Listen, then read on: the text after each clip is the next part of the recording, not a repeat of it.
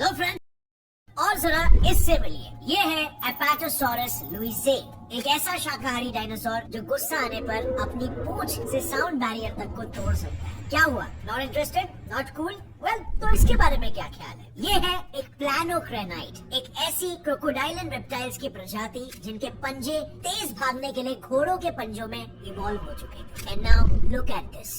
ये है चैरिब्डिस, जो एक वक्त पर समुद्र में बवंडर क्रिएट करके ग्रीक नावों को डुबाने के लिए बदनाम था। और आज के इस वीडियो में दोस्तों हम एक्सटिंक्ट एनिमल्स की कुछ ऐसी खूबियों के बारे में बात करने वाले हैं जो totally out of this world है। Like take a look at this organism for instance. इसे कहते हैं हेलुसिजीनिया। ये एक अंगूठे जितना वर्म है जिस पर साइंटिस्टों ने अपनी जिंदगी के 50 साल खर्च कर दिए जस्ट टू फाइंड आउट कि उसका सिर कौन सी तरफ है और उसका टेल कौन सी तरफ है। जी हाँ, नॉट किडिंग। साल 1977 में ब्रिटिश पेलियोंटोलॉजिस्ट साइमन कॉनवॉय मॉरिस ने कनाडा के बुर्गे शेल इलाके में जब इस हेलुसिजीनिया का पहला फॉसिल देखा, तब अगले ऑलमोस्ट 15 सालों तक वो इस स्पेसिमेन को उल्टा रखकर इस पर स्टडी करके रहे। मामले की गहराई को समझ रहे हो? एक प्रोफेशनल पेलियोंटोलॉजिस्ट जिसका काम ही है फॉसिल्स को आइडेंटिफाई करना, उसका ये हाल था। नतीजा, आगे की जाने वाली सक्सेसिव स्टडीज में रिसर्चर्स को मजबूरन इलेक्ट्रॉन माइक्रोस्कोप की मदद लेनी पड़ी, through which they found out कि उस फॉसिल के एक एंड पर कुछ इस तरह के डरावने तार थे। Any guesses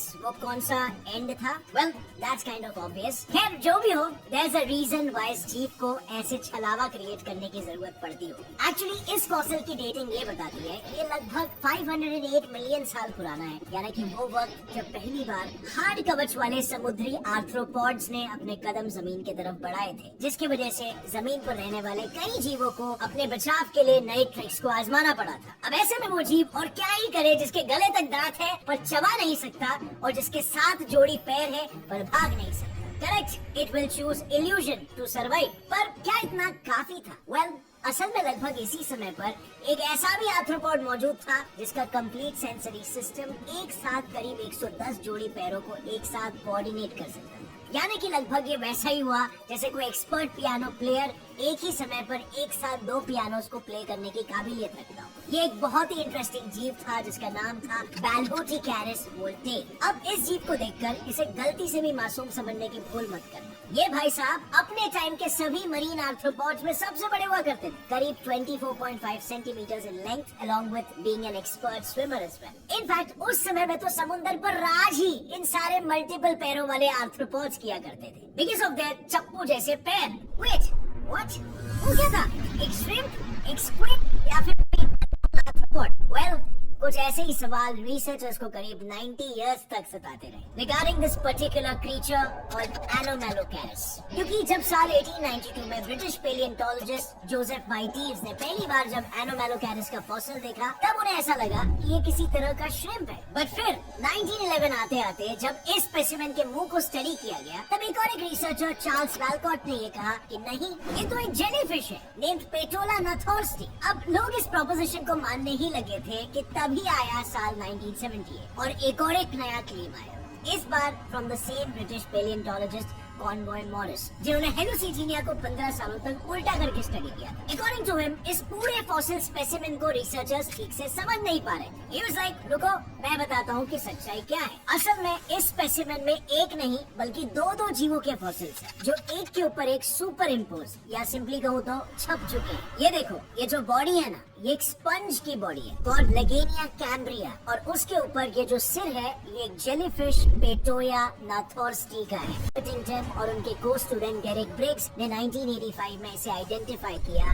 as an abnormal shrimp and hence the name Anomalocaris, जो अपने इनवर्ड फेसिंग नुकीले दांत, इसी स्क्विड जैसे खतरनाक टेंटिकल्स, अपने 6 फीट लंबे शरीर और उस पर मौजूद श्रिम्प जैसे मजबूत कवच से अच्छों को जिंदा चबा सकता है। I mean literally, अकेला इकलौता आर्थ्रोपॉड जो इसे टक्कर दे सकता था, वो था एक 8 फीट बड़ा जायंट एक्वेटिक स्कॉर्पियन यूरेप्टेरिड, जिसके क्लॉज अकेले करीब 1.5 फुट लंबे हुआ करते थे। जानना चाहते हो इस जीव में कितनी शक्ति हुआ करती थी? वेल, बस इतना जान लो, आज के modern day Japanese coconut crabs महज 1.3 फीट के होने के बावजूद अपने क्लॉज में करीब 3000 न्यूटन की ताकत रखते हैं, यानी इतनी ताकत कि किसी सख्त नारियल को एक झटके में फोड़ सके। अब अगर इस बेसिस इस पर हम एक काफी कंजर्वेटिव एस्टिमेशन भी लगाए, तब भी उस 8 फीट के स्कॉर्पियन में एटलीस्ट इतनी ताकत होती होगी कि वो बस एक स्नैप में आपका हाथ आपके धड़ से अलग कर दे। बट देखो, ये बात हो रही है आज से लगभग 467 से 458 मिलियन साल पहले की। उसके बाद इन सभी नामी ग्रामी एपेक्स प्रेडेटर्स के साथ क्या हुआ, ये आई थिंक हम सभी को पता है। जी हाँ,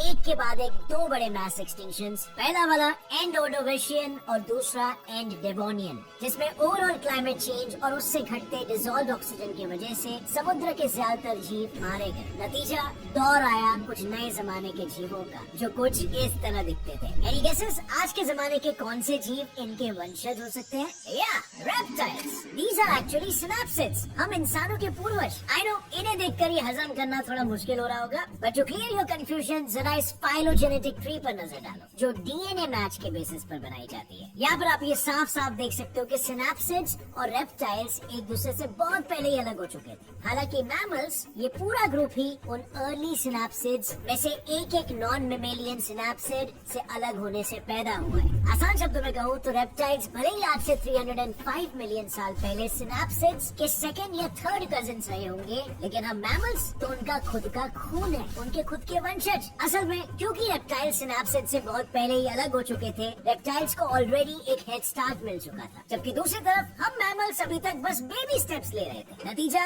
ये रेप्टाइल्स बहुत ही ड्रास्टिकली इवॉल्व हुए कि कुछ में ऐसी एबिलिटीज आ गई कि वो अपनी तेजी से साउंड बैरियर तक को तोड़ सकते थे। क्या आप वो सुन पा रहे हो? वो एपेटोसॉरस लुइसे की पूंछ की आवाज है, जिसे वो आज से 150 मिलियन साल पहले करीब 360 मीटर पर सेकंड की रफ्तार से झटकाता हुआ चला करता था, यानी साउंड की स्पीड से भी तेज। इसका मतलब समझ रहे हो? अगर इस 14 मीटर लंबी भारी भरकम पूंछ का किसी को भी एक फटका पड़ गया तो उस जानवर की रीढ़ की हड्डी ही 2 टुकड़ों में टूट जाएगी। हालांकि there's a catch। कुछ साइंटिस्टों का ये मानना है कि प्रोबेबली एपेटोसॉरस अपनी सुपरसोनिक टेल सिर्फ अपने आप को डिफेंड करते समय ही इस्तेमाल किया करता होगा, क्योंकि अनलाइक छोटी टेल्स, अगर इतने बड़े मैसिव स्ट्रक्चर ने सुपरसोनिक स्पीड पकड़ी तो स्ट्रेस से महज 2 से 3 स्ट्राइक्स में ही उस पूंछ की ही हड्डियां टूट जाएंगी। और इनफैक्ट प्रोबेबली यही वजह भी थी कि आगे आने वाले अन्य भारी भरकम शाकाहारी डायनासोर्स ने सोचा कि देखो भाई, एपेटोसॉरस को कॉपी करने का कोई मतलब नहीं है, उसका हथियार केवल शक्तिशाली है, उपयोग का नहीं। हमें इंस्टेड किसी आधुनिक हथियार की जरूरत होगी, एंड इफ नॉट एटलीस्ट एक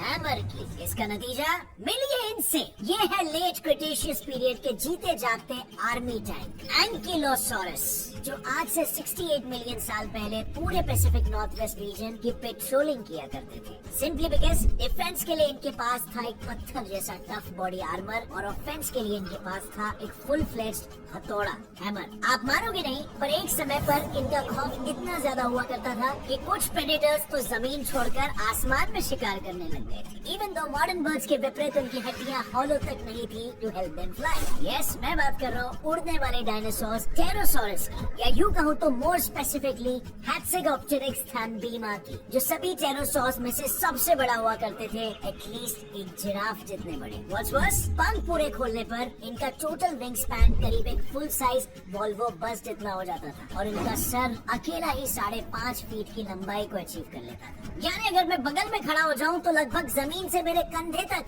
इतनी लंबी इसकी खोपड़ी। बट डज दैट मीन कि उनके इस लंबे से स्कल में एक लंबा चौड़ा दिमाग भी हुआ करता था? ऑफ कोर्स नॉट, क्योंकि सरप्राइजिंगली आगे लेट क्रिटेशियस एक्सटिंक्शन में पंखों वाले डायनासोर से ज्यादा सक्सेसफुली वो सरवाइव कर पाए थे, जो थे तो क्रोकोडाइल्स जैसे और उनकी उंगलियां घोड़ों से inspired. Yes, you heard that weird combination, right? आज से 55 मिलियन साल पहले there was a group of reptiles called planocrenites, जिनकी उंगलियां घोड़ों के हूव्स जैसे हुआ करती थी, और वो unguligrade movement शो किया करते थे, meaning running on the tip of their toes। ये लोग खूब जिए काफी यूनिक कैरेक्टरिस्टिक्स के साथ until Bigfoot मैदान में नहीं आ गया। Yes, Bigfoot is not a myth। पिछले सेंचुरी में कई रिसर्चर्स को चाइना और नॉर्थ इंडिया में जायंट जॉ बोन्स और दांत मिले थे। हालांकि चाइनीज मानते रहे कि ये किसी मिथिकल ड्रैगन के दांत हैं, और इंडियंस का ये कहना था कि शायद ये किसी एंशिएंट ओरंगुटैन के फॉसिल रिमेन्स होंगे। It was later found out कि ये किसी नए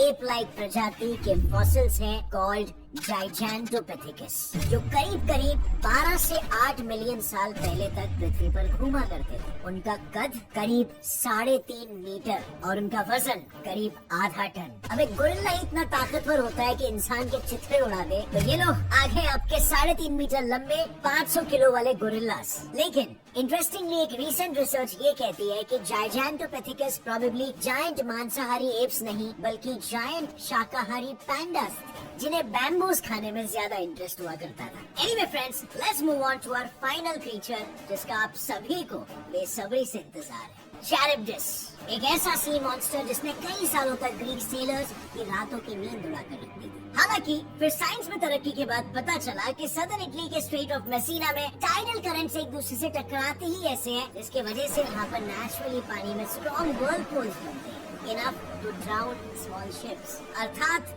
ऐसा कोई सी मॉन्स्टर कभी था ही नहीं। ये तो बस एक एंशिएंट ग्रीक लेजेंड यानी फोकलोर थी, जिसने टेम्पररी इसे रियलिटी का हिस्सा बनाया हुआ। बट फ्रेंड्स, बाकी के जिन क्रीचर्स के बारे में हमने बात किया वो तो बस यही बताते हैं कि इस पृथ्वी में कितनी डाइवर्सिटी थी, है और आगे भी रहेगी। हमने ऐसी ऐसी खूबियों के बारे में जाना जो totally out of the world है। आपका इस पर क्या कहना है? आपके ओपिनियन में हमने जितने भी क्रीचर्स की बात की, सबसे फैसिनेटिंग क्रीचर आपको कौन सा लगा?